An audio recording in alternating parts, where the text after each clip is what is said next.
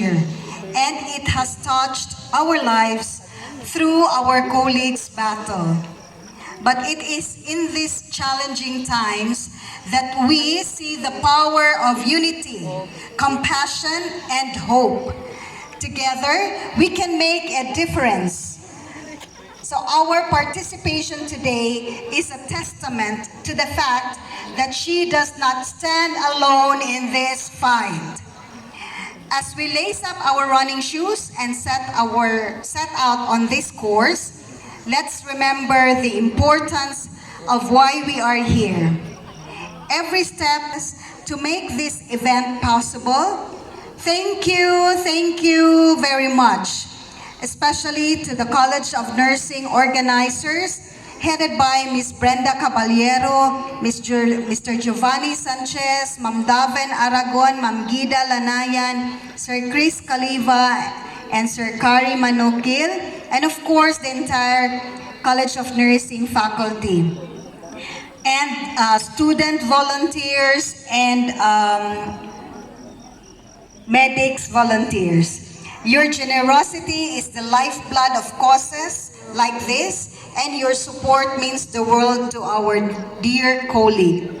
Of course, let us not forget our major sponsors who make also this event possible. So let us make today a memorable fun run. So let us run with all our hearts, support one another, and let us show Mami Buting just how much she means. Dali siya mo spread sa lahi nga part sa lawas, no? Plus aggressive pa gyud. So sa ngalan nga aggressive type siya nga cancer. So mo na siya ako ang sitwasyon, no? Pero pasalamat ko sa Ginoo kay everyday sa kusog. So ang akong treatment since last year, no, gioperahan nako, and then salamat po ko sa Ginoo kay nahuman ako ang chemotherapy 8 sessions.